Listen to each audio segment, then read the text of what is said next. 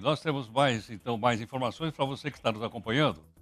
E o professor Marco Antônio Teixeira, da Fundação Getúlio Vargas, está aqui conosco. Professor, muito obrigado por atender aqui o Jornal Nova Brasil. É um prazer, Heródoto. Bom dia a você, bom dia aos ouvintes. Professor, conta para a gente o seguinte: são fatos inusitados envolvendo a presidência da República de uma maneira geral? Nós tivemos um presidente preso, cumprindo pena, o Lula. Nós temos hoje, está aí a informação da Alexandre Mello, que o Collor foi preso e vai cumprir pena.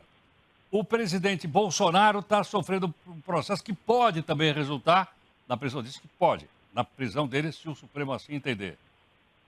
Professor, na história do Brasil, algum presidente já foi preso antes dessa sequência que eu citei?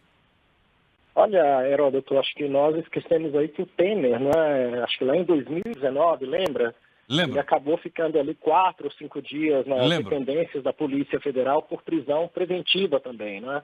Também em processo ligado à Operação Lava Jato lá no estado do Rio de Janeiro, pelo juiz Marcelo Bretas, se não me engano, Heródoto. Eu acho que o restante deve ter sido mais prisão política, não é, Heródoto? Esses casos aí têm a ver com investigação, com operações ligadas aí a denúncias de corrupção. Agora, professor Teixeira, esses fatos todos chegam a abalar a crença numa república presidencialista como é a nossa?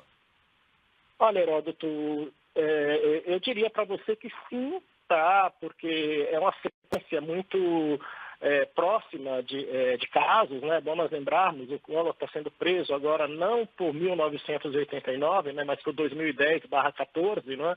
Ele já respondeu também outros processos lá no período do processo de impeachment. Tem toda a trajetória aí ligada ao mensalão, à Operação Lava Jato, tá? Próprio período que o Lula ficou preso aí por quase 2 anos, mais ou menos, né? E agora todo o imbróglio envolvendo o ex-presidente Jair Bolsonaro, que tem a ver com outras questões, né? Atentado contra o Estado Democrático de Direito, que tem uma outra dimensão, Heródoto. Agora, de todo modo, também tem o outro lado, não é? Isso significa que, apesar de serem presidentes e ex-presidentes, estão sendo investigados. Tá? Estão sendo investigados, estão sendo julgados e estão sendo, de certa forma, tratados, né, como cidadãos comuns nesse momento em que há alguma decisão. Se é justa ou não, é outra história. Agora, hoje nós vamos ter uma decisão definitiva do caso Collor, né, porque caberá ao plenário, aos 11 ministros do Supremo Tribunal Federal, tomar uma decisão definitiva. É bom nós lembrarmos que, no caso Collor, há divergência, né? 4 ministros votaram pela redução da pena, né, para 4 anos, se não me engano, Gilmar Mendes, Toffoli, Cássio e André Mendonça, né, e é nisso que a defesa do ex-presidente Fernando Collor se apega para tentar, de alguma maneira, ou diminuir o tamanho do tempo da prisão, ou mesmo tentar escapar, Heródoto. Mas, se por um lado enfraquece a instituição Presidência da República, por outro mostra que as instituições elas trabalham independentemente de quem seja investigado, Heródoto. Perfeito. Agora, professor Teixeira, uma das funções do Poder Legislativo não é fiscalizar o Executivo? Olha, Heródoto, eu diria que o Poder Legislativo tem 2 grandes funções, né? O próprio nome já diz, legislar, que significa aprovar, alterar, modificar leis, né? E a outra é controlar. Perfeito, Heródoto.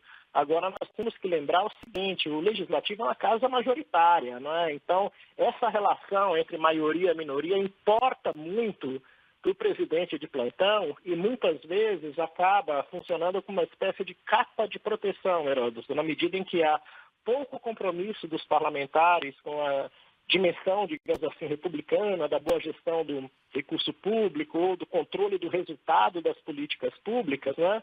E muito mais compromisso, né, digamos assim, com aquilo que os liga ao executivo, que tem a ver um pouco com o que nós discutimos ontem, né, Heródoto? Hoje, muito com emendas parlamentares e também com cargos públicos, né? Eu diria, e não sou eu que estou dizendo, Weber disse isso no século XIX para o século XX, e outros teóricos clássicos também, os políticos movem-se muito mais pela capacidade de angariar recursos para se manter no poder e para galgar novos postos, né, do que pelos compromissos públicos ou programas de governo que eles assumiram, Heródoto.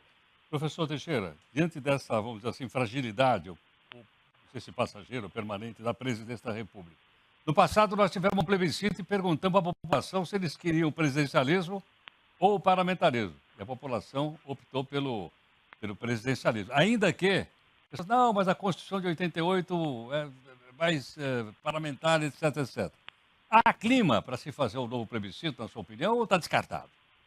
Olha, Heródoto, essa discussão ela não entra da forma que deveria, né? Ela entrou na agenda recentemente com esse peso maior que o Congresso Nacional acabou assumindo, né? Do ponto de vista, Heródoto, de fazer com que o Executivo tenha mais dependência dele, mas não é uma dependência do ponto de vista de controle, né? E de corresponsabilidade pelas decisões públicas como há no parlamentarismo. É uma dependência que tem sido muito mais calcada, né? Na relação entre aquilo que o Executivo pode oferecer para os parlamentares e aquilo que os parlamentares possam devolver, do que por um programa de governo comum. Tá? A gente ouviu falar muito em semipresidencialismo, tá? Aumento de poder do Legislativo, mas uma discussão ainda muito frágil e, digamos assim, pouco importante para um país com as características do Brasil, em que um grande personagem da política, chamado partidos políticos, tem cada vez menos capacidade de organizar a política coletiva e de, sobretudo, né, harmonizar o comportamento de suas bancadas, Heródoto.